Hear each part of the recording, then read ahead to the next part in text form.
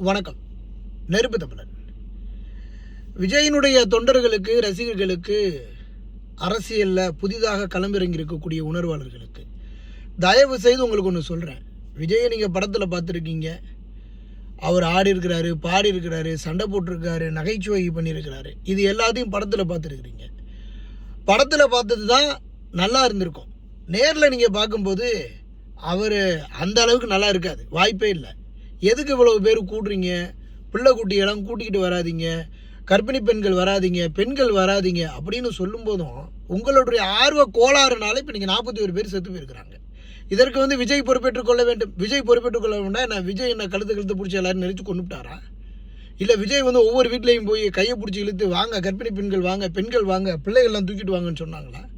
தயவு செய்து விஜயினுடைய தொண்டர்கள், உணர்வாளர்கள், ரசிகர்கள், தயவு செய்து நீங்கள் விஜயினுடைய அரசியல் வாழ்க்கையை கெடுத்துவிடாதீங்க.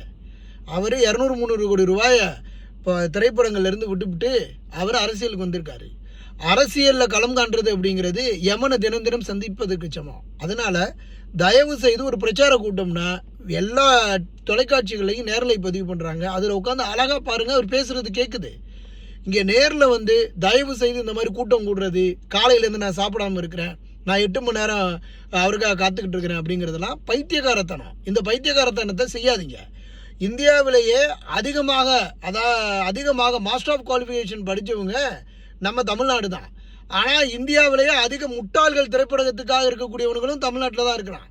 அதனால் தயவு செய்து எனக்கு விஜய் சினிமாவில் ஒரு ரசிகனாக இருந்தேன்னா நான் அப்படின்னு துப்பிட்டு போயிட்டே இருப்பேன், சினிமாவில் இருந்திருந்தாருன்னா. ஆனால் இப்போ அவர் அரசியலுக்கு வந்திருக்கிறாரு. அரசியலுக்கு வரும்போது சினிமாவில் இருக்கக்கூடிய தலைவன்லாம் தலைவன் கிடையாது.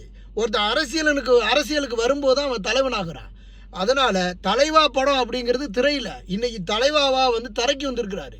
தயவு செய்து நீங்கள் விஜயினுடைய அரசியல் வாழ்க்கையும் கெடுக்காதீங்க, விஜயினுடைய அரசியல் நிம்மதியையும் கெடுக்காதீங்க, விஜயினுடைய தனிப்பட்ட ஒரு வாழ்க்கையும் கெடுத்து குட்டிச்சவர் ஆக்கிறாதீங்க. தயவு செய்து அவர் பிரச்சாரம் பண்ணுற இடங்களில் பண்ணட்டும். அவர் பேசிட்டு போகிறதா இருந்தால் போகட்டும். நீங்கள் கூட்டம் கூடி நான் மாசு காட்டுறேன், கோசு காட்டுறேன், இதெல்லாம் வேண்டாம். தயவு செய்து விஜயினுடைய பேரை கலங்கப்படுத்தாதீங்க. கரண்ட் கம்பியில் ஏறுறது, மரத்தில் ஏறுறது, இங்கே குதிக்கிறது, அங்கே குதிக்கிறது, இதெல்லாம் செய்யாமல் ஆர்வ கோளாறு தனமாக இல்லாமல் கொஞ்சமாவது பொறுப்புடன் நடந்து கொள்ளுங்க அப்படிங்கிறத நான் அமெரிக்காவிலேருந்து இந்த வேண்டுகோளாக முன்வைக்கிறேன். தயவு செய்து இப்போ நான் விஜய் சினிமாவில் இருந்திருந்தான்னா தூக்கி என் செருப்புக்கு தூக்கி போட்டு போயிட்டே இருப்பேன். ஆனால் விஜயினுடைய ஆதரவாளனும் கிடையாது.